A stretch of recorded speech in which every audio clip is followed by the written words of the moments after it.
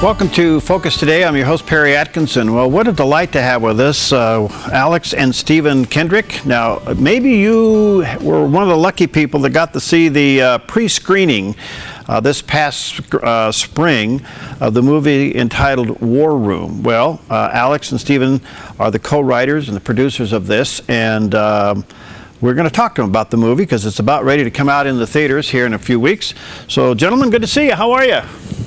Doing great. Thanks for letting us be on the part of the program with you. Yeah, you bet. You know, my wife was one of the lucky ones to go see the screening, and she loved it. Oh, that's great. Good. Did it impact her life is the question. Well, listen, first of all, it's coming out when? August 28th? That's right. Okay, yes. And so be people looking out for it. Well, now you guys co-wrote it. Who did the producing, and how'd you guys work together on this?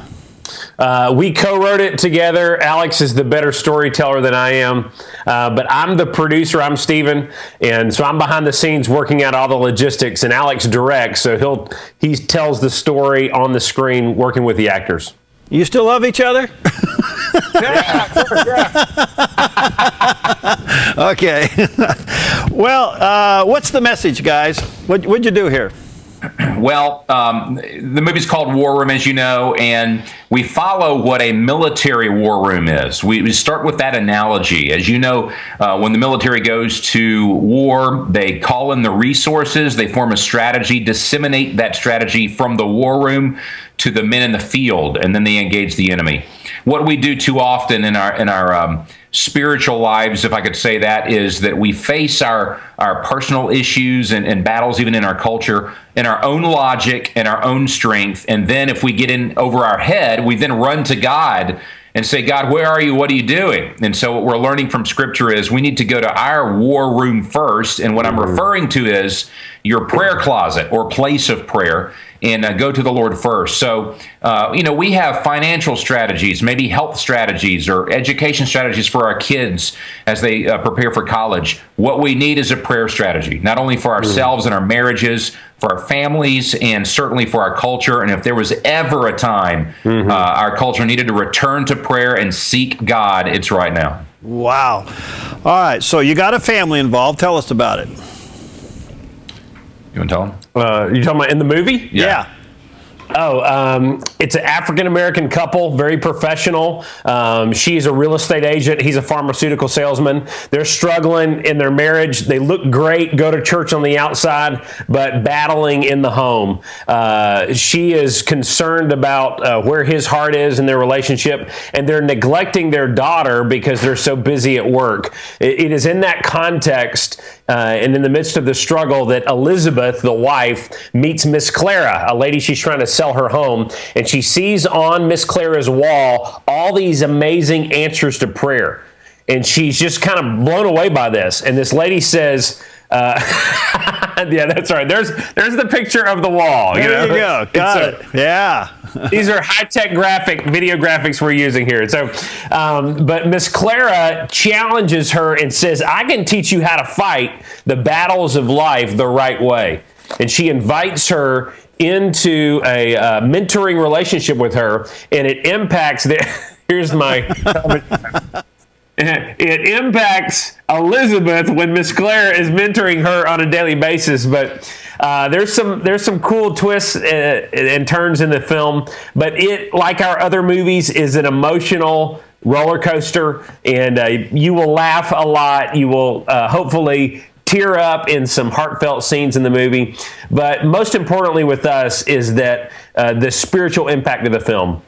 Fireproof impacted marriages, courageous, called men to step up in spiritual leadership. This is an all-out, overt call to begin to fight spiritually in prayer, and it's demonstrated in the movie. And but there's a scene at the end of the film that is really what this movie is all about, and it is a prayer this lady prays in her prayer closet. You've been waiting the whole movie, and it's gripping, it's chilling, and so we're excited about people getting to see the movie.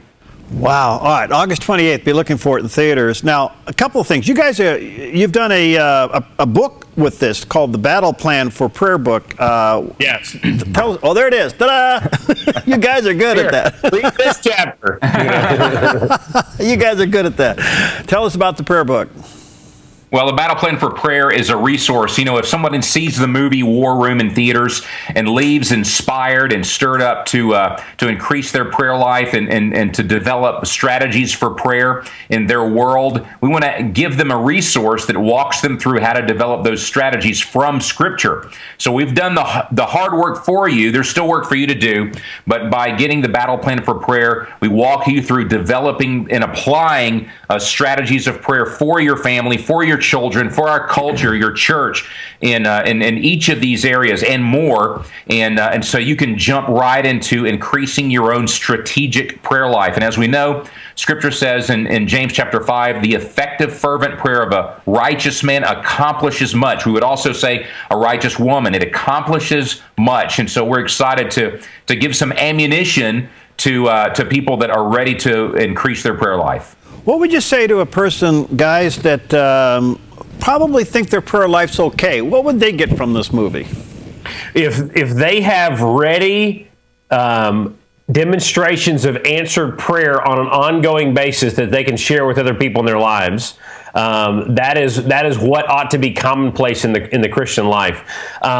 It is very prideful for us to think we've got things figured out, But if their life with the Lord, if people are seeing Christ in their life, if they're seeing evil overcome, if they're seeing God's provision in their life, each of us as believers need to be demonstrations of the provision and the power of God. Jesus said that if we abide in Him and His words abide in us, we can ask what we will and it will be done for us. And in that abiding, close fellowship relationship with Christ, much fruit is born in our lives, spiritual fruit, not only the fruit of the Spirit, but lives changed, people coming to Christ, good works that come out of our lives. But as believers, Jesus said our joy is made full when our prayers are answered and the Father is glorified in the Son. And in the church right now, oftentimes we're relying on our own energy, our own programs and abilities, rather than our churches being demonstrations of the power of God. When God sets in on a church, there is unity that takes place. People's lives often are changed, and there is fresh on our lips in our small groups and our Bible studies. Here's how God is actively at work in my life. And so Alex and I grew up in a praying home. We've attended a praying church, and every one of the movies has been a string of one answered prayer after another. And so we've been learning more and more about prayer in Scripture, but because prayer is a holy encounter with an omnipotent, omniscient God, it's something that we need to be diving into, devoting ourselves to, and never letting go. And that's the short answer. That's right. Well, there you go. I can tell who's the writer and who's the producer. It's great. Oh, you guys are terrific. What an inspiration. What's next for you guys? I mean, this is terrific. I mean, you've had previous ones. Now this one, by the way, it's coming out August 28th. And let me say this before you answer that question. That opening weekend's critical, right? It is. Absolutely. And then the reason it's critical on August 28th when it comes out, if people go see it and we have a strong box office, the movies expand, which for us means more people see this film and hopefully will be impacted. And it also conveys a message to Hollywood that people want to see these redeeming, inspirational films, and that there is a place for God in our culture, and that we long to grow spiritually still. And so that's a message that we hope is loud and clear when it comes out on August 28th. All right, so we got to go out and support this. What's next for you guys? We're trying to steward the platform of these films. We have resources on warroommovieresources.com so that when churches, after they see the film, then they can go into discipleship and they can train their members in prayer and call their church members to start fighting their battles in prayer. And so we've been developing those resources, and they're coming out at the same time the movie's coming out. After that, we're going to be praying and resting and spending time with our families, and then asking God what's next on His agenda. All right, it's warroommovie.com. Warroomthemovie.com. That's right. I'm sorry. You're right. Warroomthemovie.com. warroomthemovie.com. That's the website, warroomthemovie.com. Say that fast 3 times. Yeah. All right, show me the book one more time. Come on, show me the book. Alex, This is the novel, and that's the name of the movie. Chris Fabry wrote the novel, award-winning novelist, great guy. The Battle Plan for Prayer, though, is the discipleship book that people need to read following the movie to get trained in prayer and get engaged with that. You guys are an inspiration. Thank you for your work. Thank you for leading us back to where we should be in the war room. Thanks for your example of that, and keep up the good work. I can't hear what the Lord's going to lead you to do next. Thanks, Perry. Thank you, Perry. Thanks for what you do as well. Yes, okay, that's God right. bless Take you care. guys. All right, we'll be right back. Hi, I'm Paulina, and I work at theDove TV. Did you know that when you support theDove TV, you have a profound impact, not only in our community, but around the world? It's your continued support that takes the inspiration and hope in the programs we produce and makes them available to the thousands of people who are watching these videos online every week. Help bring encouragement and hope to our valley and beyond by making a secure online donation today at our website, thedove.us.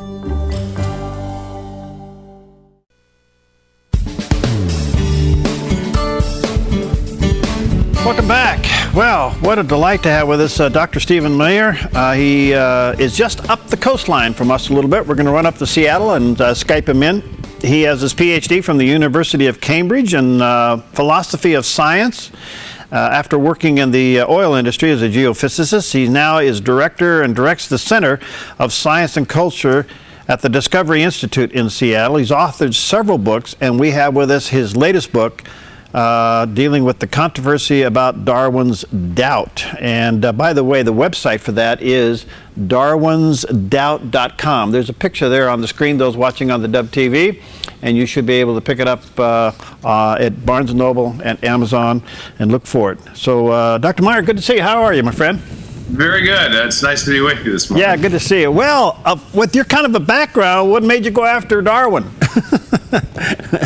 Well, actually, I didn't intend to go out after Darwin. I started out interested in the design argument, and I was working as a oil company geophysicist, as you mentioned, and a conference came to the city where I lived in Dallas that was looking at the big questions that intersect science and philosophy: the origin of the universe, the origin of life, the origin and nature of the mind-body connection in human beings, the origin and nature of our consciousness. And it was a fascinating conference.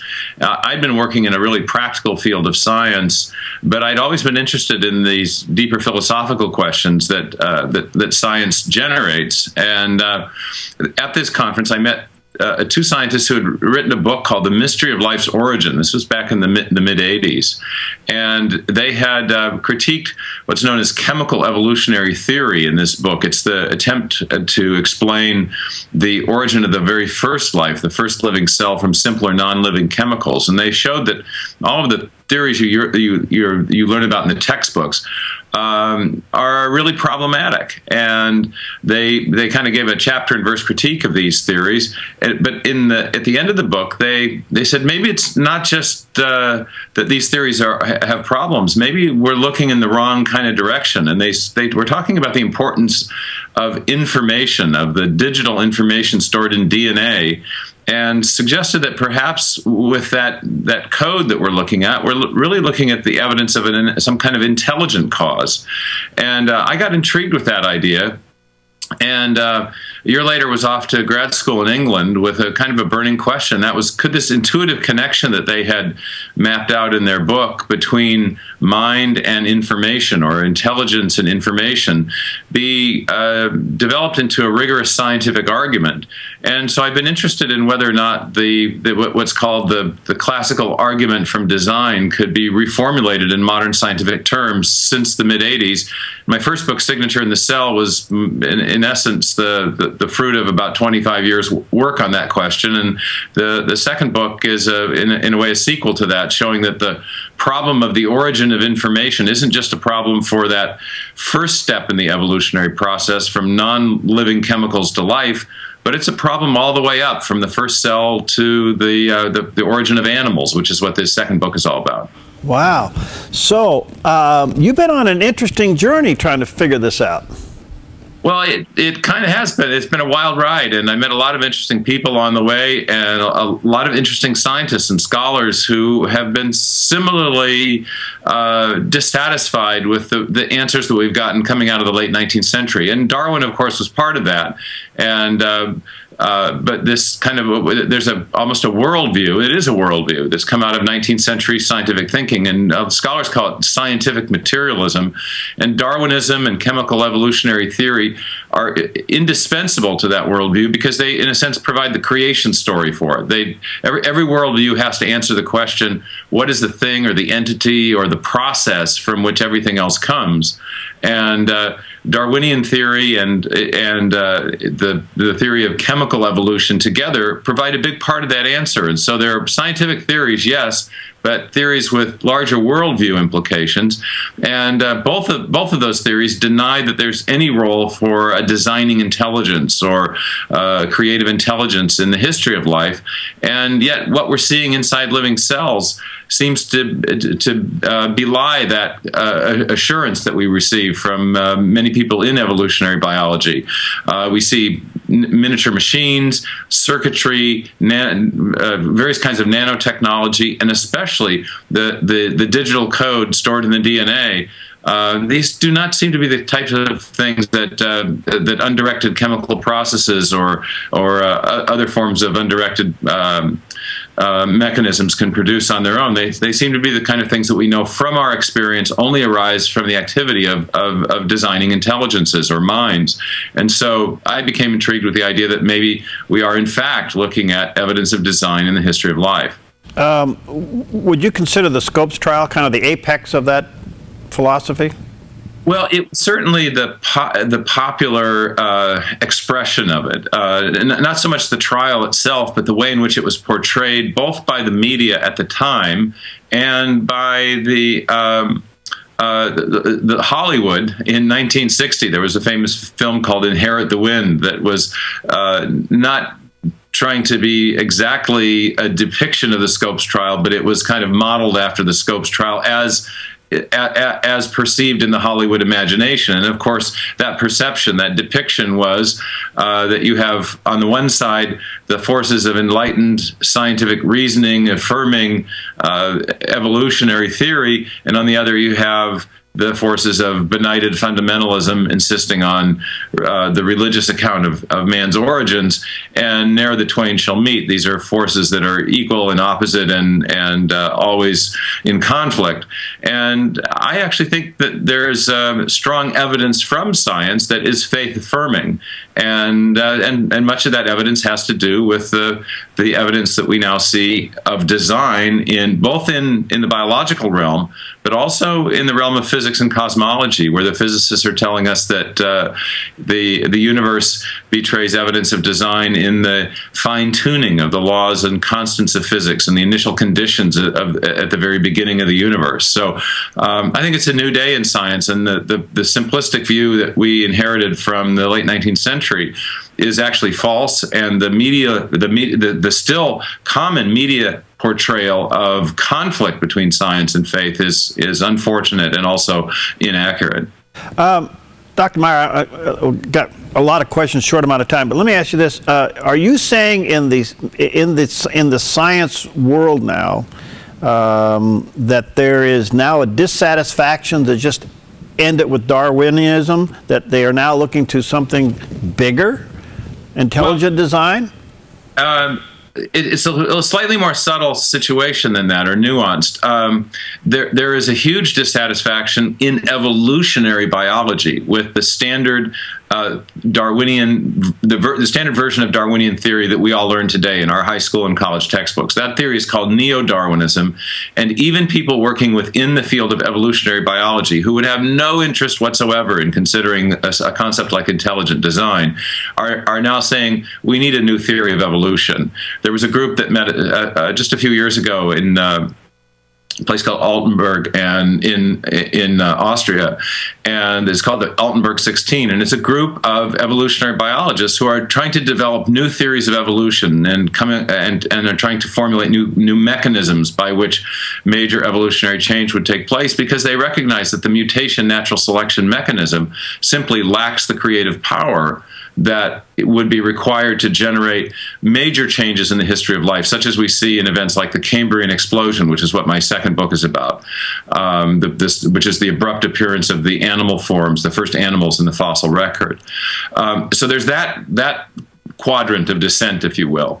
But then there are a lot of scientists in our broader movement who are favorable to intelligent design, and scientists with very good credentials who have come out of all the right kind of PhD programs, and that movement, I think, is growing. It's a dissident minority at this point, but we're seeing a tremendous amount of interest in that theory, and it's a minority position in science, but it's growing. And growing pretty rapidly, I would say. All right, so the essence of Darwin's doubt is what? What's the essence of the book? Well, yeah, Darwin had a doubt not about whether his theory was true, but about whether his theory could adequately explain all the evidence. And the one key piece of evidence that he knew his theory couldn't explain was an event in the history of life known as the Cambrian explosion. And the Cambrian explosion is the geologically abrupt appearance of most of the major large divisions of the animal kingdom, what are known as the phyla.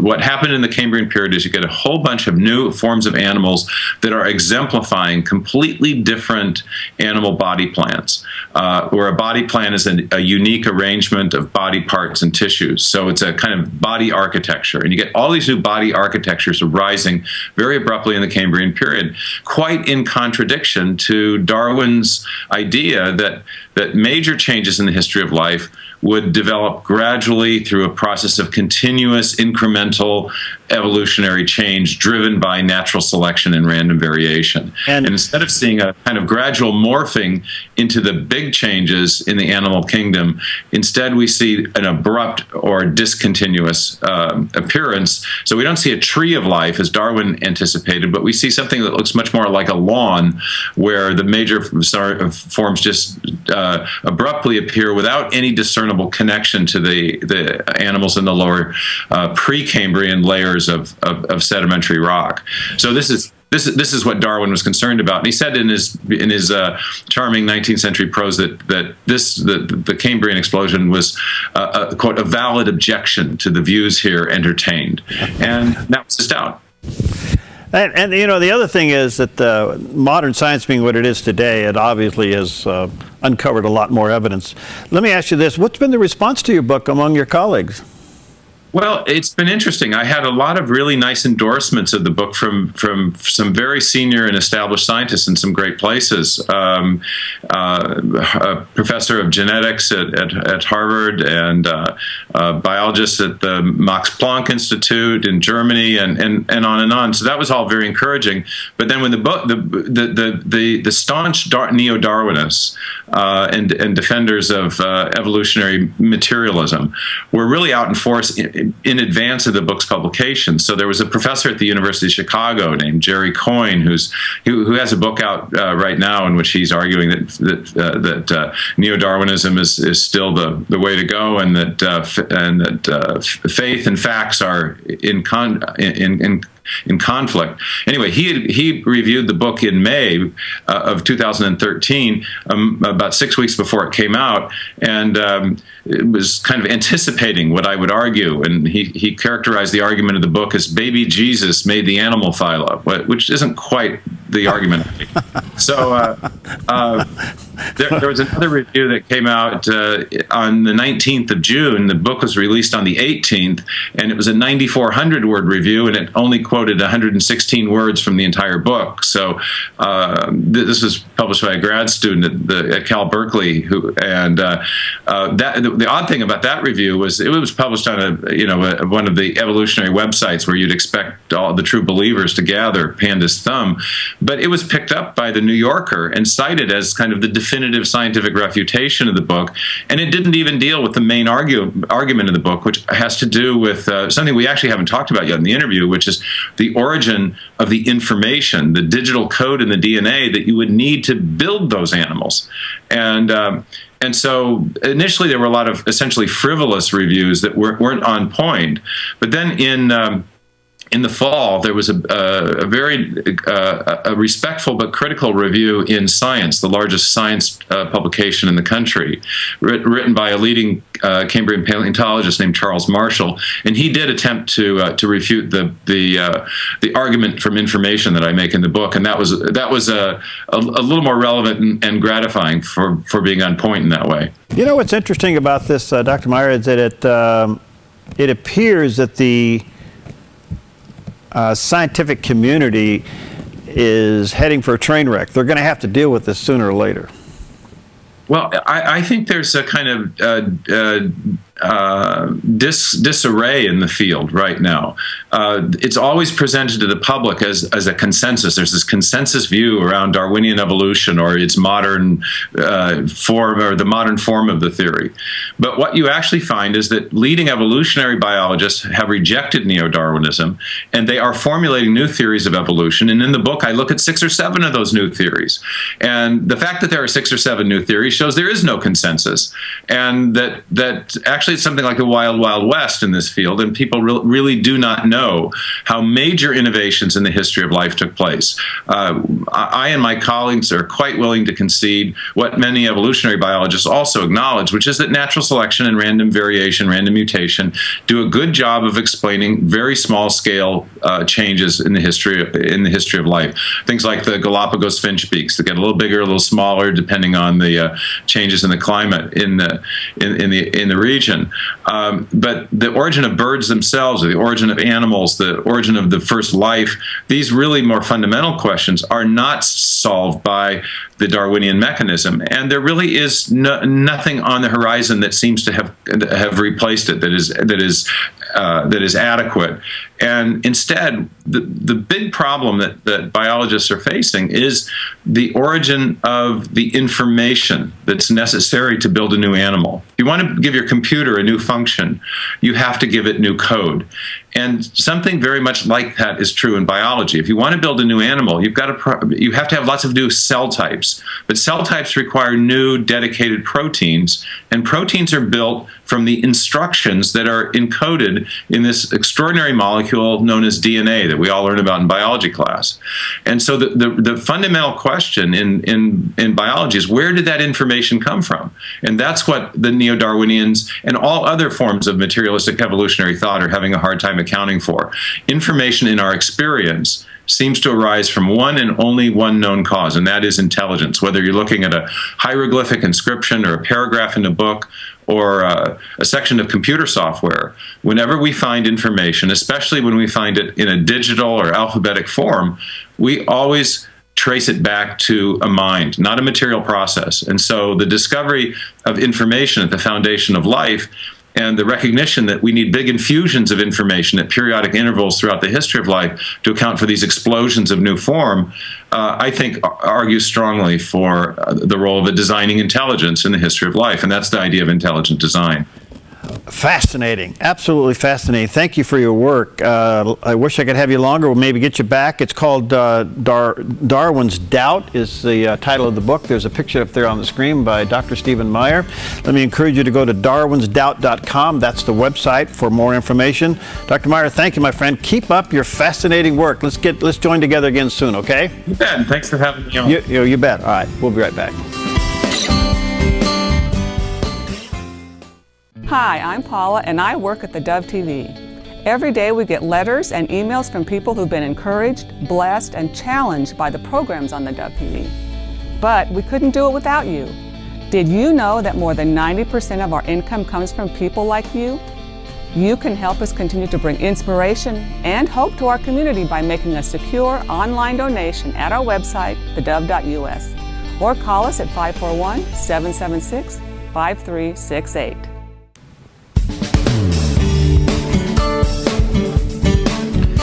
Welcome back. Earlier, Steve Johnson had a chance to talk to Joseph Travers. He is the gentleman that heads up Saved in America, which is an organization that is rescuing children from sex trafficking. Let's join Joseph and Steve in their conversation.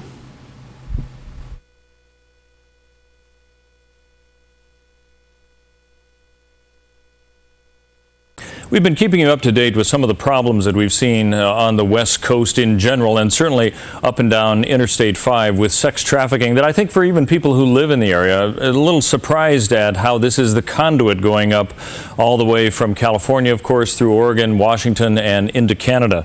Well, our guest is Joseph Travers. He's the executive director of a group called Saved in America, and he has an interesting development as far as how they as an organization deal with those people who find themselves in sex trafficking. Joseph, it's good to have you with us. Now you're in California, so you're kind of right along this Interstate 5 route that we've been talking about, aren't you?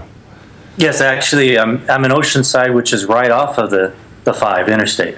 Now, the background, just let our listeners and viewers know that Joseph is a former Navy veteran. Well, he's a Navy veteran with extensive experience in law enforcement and executive director of Saved in America. Describe what Saved in America is about. What is your mission? Saved in America is a nonprofit organization. It's basically part of National Christian Information Center. And our mission with Saved in America is to rescue and rehabilitate children that are caught up in the child sex trafficking industry. Now, how did you get involved in this? How were you even made aware of this problem? I was actually about 5 years ago, I was reading an article in the Orange County Register, which is the county just north on the Interstate 5 from San Diego County, of former special operators, would be Navy SEALs and Air Force pararescue and guys that were rescuing children victims overseas in different foreign countries. And as I read this, I thought, well, you know, this needs to be done here nationally in this country. So I called the special operators, got a meeting together, and they introduced me to a former Navy SEAL who has the same idea that I had, that we need to form an organization to rescue child trafficking victims here in the United States. Describe the extent of the problem that you've been able to discover. Here in this corridor in San Diego is actually the second largest for child sex trafficking in the country, the largest being in Texas, near El Paso. What happened is during the mid-1980s to the mid-1990s, the street gangs in the United States have organized with the prison gangs and the cartels in Mexico and have taken these avenues that they have established with the drug trafficking and decided to run underage girls for sex trafficking through these same routes. And do you have any idea what the numbers are, how extensive this is? The latest study hasn't been for about 2 years. Okay. But approximately 60,000 victims over a year, maybe. Wow, that is just huge. Describe, from what you can tell, who are these victims that you're trying to help? Is there a profile? No, there really isn't. Some people would think, you would assume the profile might be a juvenile delinquent runaway who goes into the industry of their own accord. And that's actually the least common way that a child gets victimized. The most common way is what they call the Romeo method, where a gang member or what they say a wannabe gang member, someone who wants to join a criminal gang, will date a prospective victim, gain their trust, and then beat them and rape them over a period of time, and then ply them up with drugs and alcohol to put them into the system. And when you say that, they're kind of inducted and they cannot get out, is that the idea? Correct, sort of like a Stockholm syndrome. They believe because they're now addicted to different types of drugs, heroin, methamphetamine, and other types of drugs. And because they believe that the people that they're with, if they ever try to leave or report anything to the police, that not only will they be killed, but their family members and friends will be killed too. Okay.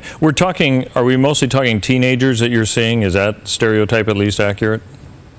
The average age where a young girl will be recruited into this is 11 or 12. Oh, wow. And then up through the teen years as well as into the 20s, perhaps? Correct. All right. So Saved in America, then, is created to help get these victims out of it all. What is it you actually do? We have a team that consists of 4 former special operation members, which are Navy SEALs, and we actually have one member that was part of the British SAS. And we partner those 4 with former police private investigators, and so we form 4 two-man teams with supporting cast. We have a lawyer on staff, myself, I administer it, and then we have another former Navy SEAL who manages the special operators. And what we do is we use surveillance and gather intelligence to locate the child, and then who is victimizing the child, then coordinate with local and federal law enforcement for the rescue. So is it like the family of one of these victims comes to you and said, here's my child who needs to get out of this? Is that how you operate, or do you find them yourself? Well, the family. The last case we just did, we actually heard about a family. A 15-year-old was missing from down here in San Diego County, from Del Mar, California, and we reached out to the family, and then the family brought us in. So you work either way. You work in partnership with the family then to get this individual removed from that environment. That's correct. Now, it sounds like a commando operation. I mean, you've got the people who are doing that. Is that what this ends up being? Is this a strategic plan that you have then that you put into play to extract this individual from that environment? Sort of. The strategic plan has to do with covert investigation and intelligence gathering. As far as the extraction, we leave that to the police.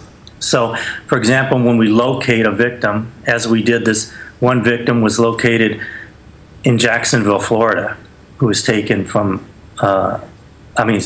Jacksonville, Florida from Del Mar, California. So what we did is notified the sheriff's department in Jacksonville right away, and then coordinated. We set up an undercover sting operation to lure the suspect to us, and the police grabbed the suspect and then rescued the girl. So you're working in conjunction with law enforcement the whole way through, is that accurate to say? That's correct, yes. And they must approve of what you're doing, given that unusual environment? Absolutely. All our operators are also licensed private investigators and fully insured, which makes us unique.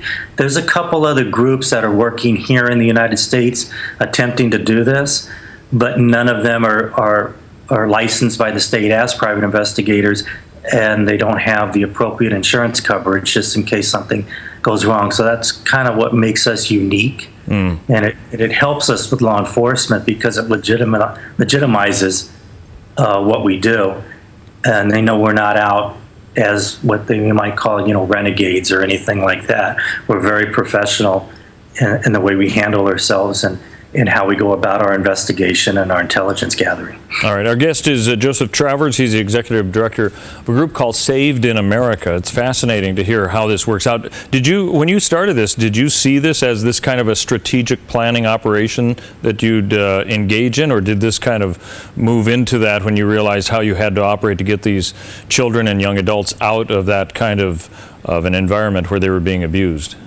Oh, it was absolutely the former.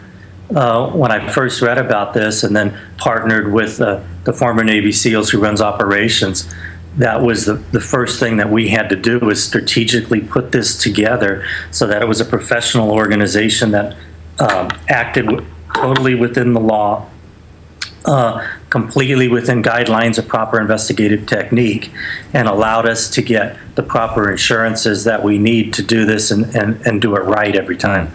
Now, you said from your experience, you said you used the term 60,000 children a year are in your area, are in sex trafficking. Is that the accurate perspective? Throughout the nation. Throughout the nation. From what you've seen, you said you're in the second largest trafficking area. Is this problem getting worse or getting better? It's getting worse because this has been around, the sex trafficking, through the criminal street gangs, maybe the last 5 years, 5-6 years. So law enforcement is trying to catch up to it. And it's very difficult for law enforcement because a lot of the victims they can only report them as missing runaways because they don't have proof to say anything else. So what happens is, for example, even our last case, we had jurisdictional problems where law enforcement could only go within their own jurisdiction. And once the trail went to a different jurisdiction, we had to contact another law enforcement agency. So we worked with about 6 to 7 law enforcement agencies, not including the federal law enforcement agencies, just on this last case alone. Wow, this is fascinating. How can people get in touch with you? What's the best way? I mean, do you have a website? Yes, through our website, savedinamerica.org. Savedinamerica.org. All right, finally, in the minute we have left, what would you give to parents? They probably can't imagine that their child would become one of the individuals that you're trying to remove from the sex trafficking trade, but I suppose it is possible. What advice do you give them? Is to know what your children are doing. And we're in the electronic age with cell phones and social media. Look and see who your child is with, and look at their friends on their Facebook and all their other social media accounts, because some of our best intelligence is when we get involved in these cases is we go through a forensic investigation of all the child's social media accounts. Wow, that's amazing. Thank you for that perspective. I appreciate that. Again, the website is savedinamerica.org, right? Yes, savedinamerica.org. Joseph Travers, Executive Director of that organization, thanks for being with us. Thank you very much. Well, what a great opportunity. Check it out. Coming up, we're going to talk about some things that are going on with Planned Parenthood and how you can get involved right after this.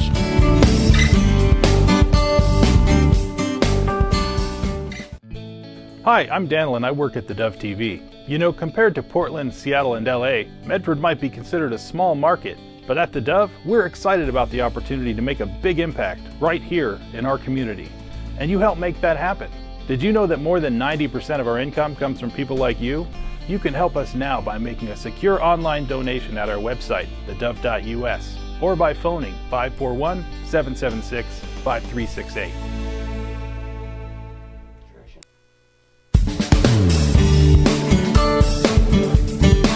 Well, welcome back. As you know, the Planned Parenthood now has been caught with unbelievable activity that has been suspected going on within the organization for years, and that is the dismantling of preborn babies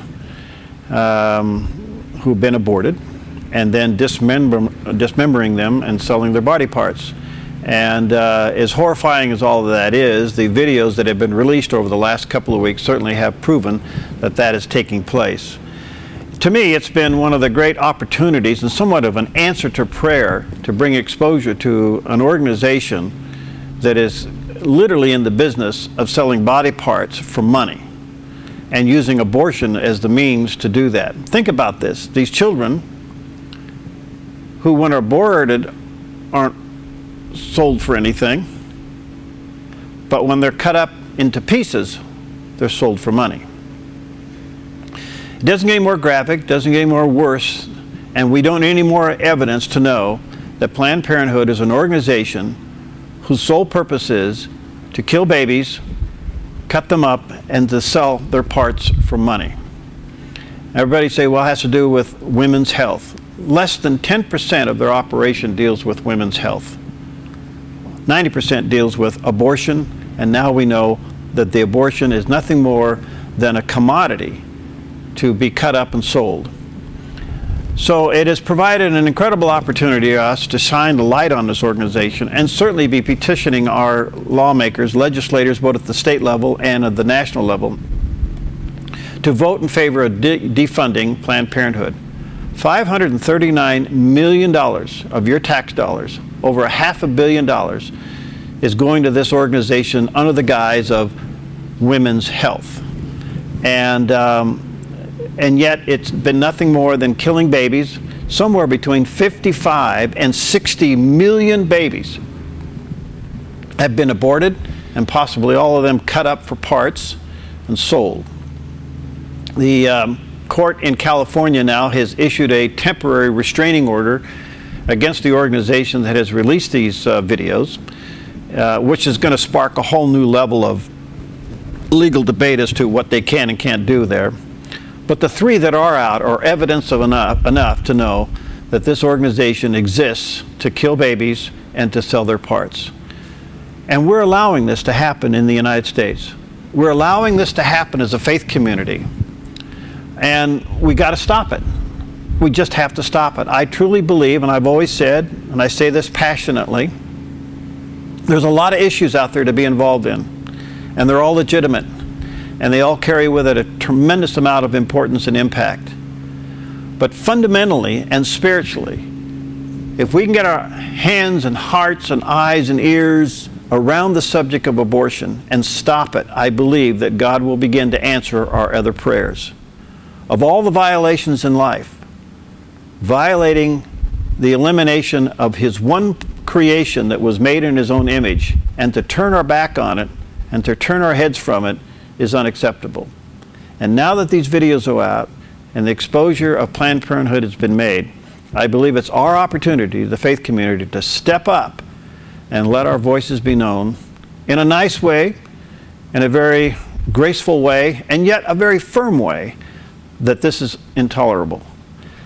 Not only should you write a letter to your legislators and make phone calls, and let me encourage you, and I know you're asked to do a lot of that, and there's a lot of causes out there, and you do the one that really touches you. But don't avoid this one. Don't let this one slide by. Let me encourage pastors. This is totally spiritual and totally biblical. And I would hope that in the shadow of these videos and where we are in the argument and the battle today, that you would take a Sunday and preach a message on the value of human life. We were made in the likeness and the image of God. Male and female, He made them. And I would hope that you would use this as an opportunity to talk about this issue and to talk about of all the things that God created. And if you've had the opportunity to travel the world, you know there's a lot of things out there that are beautiful, but only one was created in His image, and that is human life. Be praying that this moment is seized for good. Be praying that we can stop abortion and stop our tax dollars for paying for it. Be praying for the life of the unborn, those now who are up for abortion, that it wouldn't be followed through with. And be prayed that this organization literally be shut down and defunded. Please take this one seriously. We'll see you next time on Focus Today.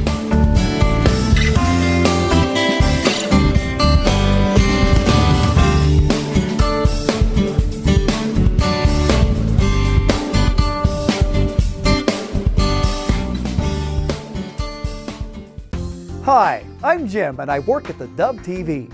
Every weekday between 6 and 8 a.m., our award-winning news and sports team bring you the best morning show around. It's live, it's honest, and it's a whole lot of fun. And you help make it happen. Did you know that more than 90% of our income comes from people like you? You can help us continue to air local programs that share your voice by making a secure online donation at our website, thedove.us.